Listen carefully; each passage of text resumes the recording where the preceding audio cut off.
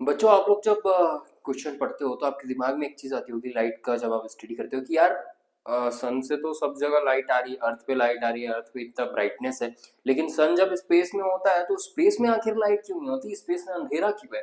तो इस एक्सपेरिमेंट में आज उसका आंसर मैं आपको एक्सप्लेन करने वाला हूँ कि सन स्पेस में होने के बाद भी स्पेस में अंधेरा क्यों होता है। जल्दी से एक क्विक एक्सपेरिमेंट देखिए, और एक्सपेरिमेंट पसंद आता है तो मेरे चैनल को सब्सक्राइब कीजिए। अभी फिलहाल मैं एक रूम में खड़ा हूँ और सपोज कीजिए कि ये रूम आपका जो आप देख सकते हैं, वेंटिलेशन से लाइट आ रही है, तो एक रूम है कि मैं एक रूम में हूँ, डार्क रूम में हूँ।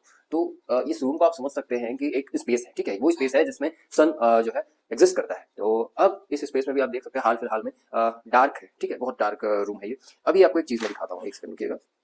अभी आप देख पा रहे हैं कि ये जो टॉर्च लाइट है, ठीक, ये एक्चुअली में मैंने फोन से दूसरा टॉर्च लाइट है। अब ये जो टॉर्च लाइट है ये काम कर रही है स्पेस में, जो सन रहता है उस सन का ये काम करे, ठीक। अब मान लीजिए इसको मैं ऐसा रख देता हूँ, ठीक। आप देख सकते हैं कि इसी एरिया में जो है आ रहा है, ठीक। हालांकि यहाँ पे डस्ट पार्टिकल्स है, बहुत सारी चीजें हैं, लेकिन आप देखेंगे सारी तरफ जो है लाइटिंग थोड़ी थोड़ी हो गई, लेकिन आप उस साइड पे देखेंगे तो उस साइड पे लाइट अभी तक पहुंची नहीं है। ऑल्दो यहाँ पे लाइट सोर्स है, फिर भी आप देख सकते हैं कि उस कॉर्नर में जो है लाइट पहुंची नहीं है, लाइट वहां तक जा नहीं पा रही है, ट्रैवल कर रही है तो सिर्फ यहीं तक है। अब ये क्यों हो रहा होगा, ठीक। अभी ऑल्दो यहाँ पे डस्ट पार्टिकल्स है, बहुत सारे माइक्रोब्स है, इस वजह से लाइट स्कैटर हो रही है। बस वही काम करता है अर्थ पे भी। जब सन से लाइट आती है, क्योंकि मीडियम तो चाहिए नहीं होता लाइट को, ठीक है, इलेक्ट्रोमैग्नेटिक वेव होती है, वो वेव्स होती है, वेव्स की टाइप वो करती है। तो जब सन आती है सीधे आती है, स्ट्रेट लाइन में आती है, लेकिन जैसे ही अर्थ एंटर करती है तो अर्थ के एटमॉस्फेयर में डस्ट पार्टिकल होने के कारण, बहुत सारे गैसेस होने के कारण और भी कई चीजें होने के कारण लाइट स्कैटर हो जाती है, ठीक। आपने डिफ्यूजन पढ़ा होगा, आपने स्कैटरिंग देखी होगी, रिफ्लेक्शन रिफ्लेक्शन देखा होगा। तो स्कैटर हो जाने के कारण जो है एटमॉस्फेयर हमको दिखने लगता है, एटमॉस्फेयर में लाइट स्कैटर हो जाती है और हमको ब्लू बैकग्राउंड जो है आपका आसमान का वो दिखने लगता है। लेकिन स्पेस में ऐसा कुछ भी नहीं होता, स्पेस में डस्ट पार्टिकल्स नहीं होते, है ना। स्पेस में दूर दूर तक ऐसे कोई मैटर्स नहीं होते, ऐसे कोई माइक्रोब्स नहीं होते जिसके थ्रू जो है लाइट ट्रैवल कर सके। इसलिए लाइट जो है